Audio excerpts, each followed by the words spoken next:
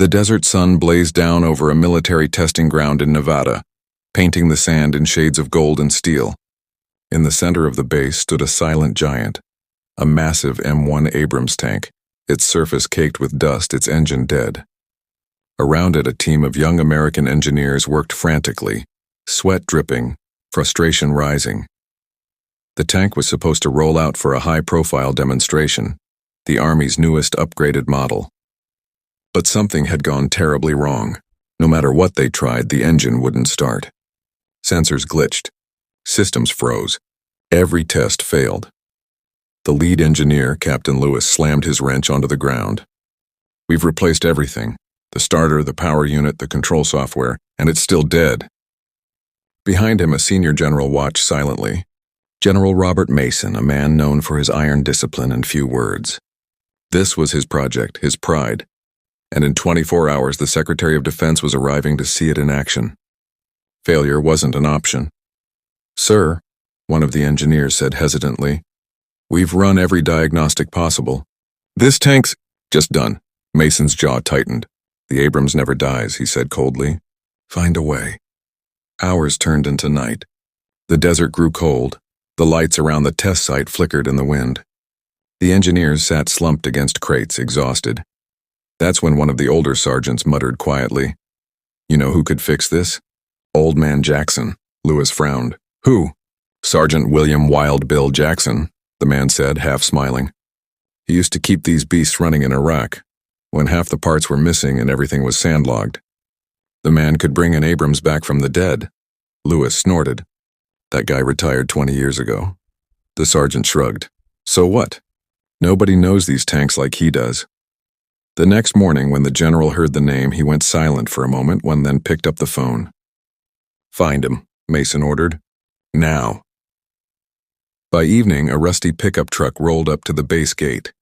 Out stepped an old man in oil-stained overalls, a worn army cap pulled low over his weathered face. His gait was slow but steady, eyes sharp as ever. "William Jackson reporting," he said, voice raspy but strong. "Heard you boys broke my favorite machine." General Mason met him halfway, the two shaking hands firmly. They'd served in the same division decades ago. "Good to see you again, Bill," Mason said. "Sorry to drag you out of retirement." Bill smiled faintly. "Retirement's boring. Let's see what kind of mess you made." When he reached the Abrams, he didn't start with computers or fancy equipment. He ran his hand along the armor as if feeling the machine's pulse. "She's tired," he muttered. "You've been treating her like a lab rat, not a soldier." The engineers exchanged skeptical looks. Bill ignored them. He climbed up onto the tank, opened the hatch, and slid inside. The smell of fuel and metal hit him like an old memory. For hours he tinkered in silence, listening, feeling, smelling. He pulled out wires, tapped pipes, even pressed his ear to the floor plate. The younger engineers watched, whispering. "What's he doing?" one asked.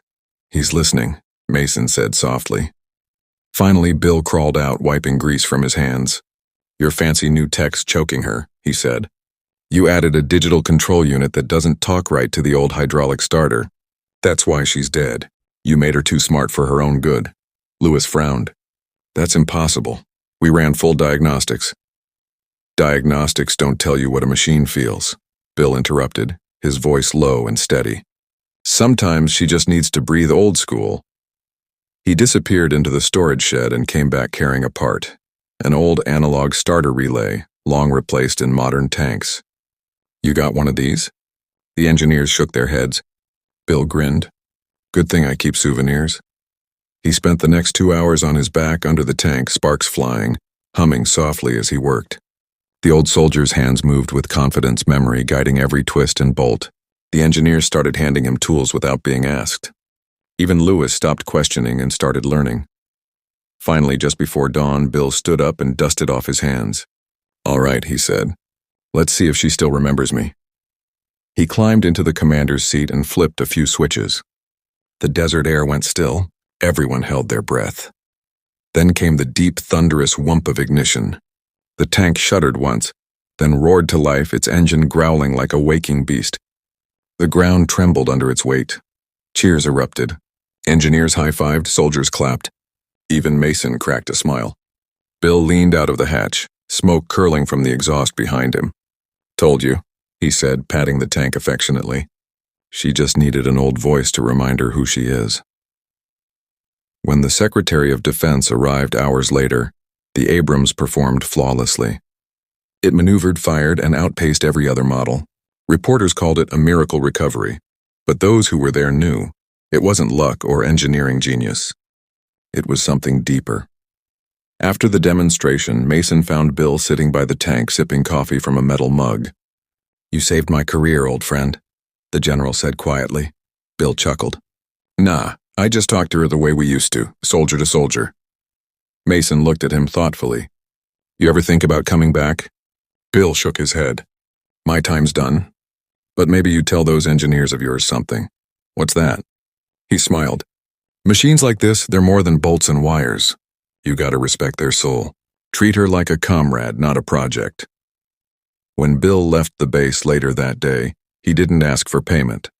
He just climbed into his old pickup, gave the tank one last salute, and drove off toward the horizon. That night, as the sun dipped behind the dunes, the massive Abrams sat quietly in the hangar, engine cooling, its metal gleaming faintly under the lights. And if you stood close enough, you could almost swear you heard it. A low, contented hum, like a sleeping giant that had finally found peace again. And somewhere on the highway, a tired old veteran smiled to himself, whispering, "Stay strong, old girl. You've still got a few battles left in you."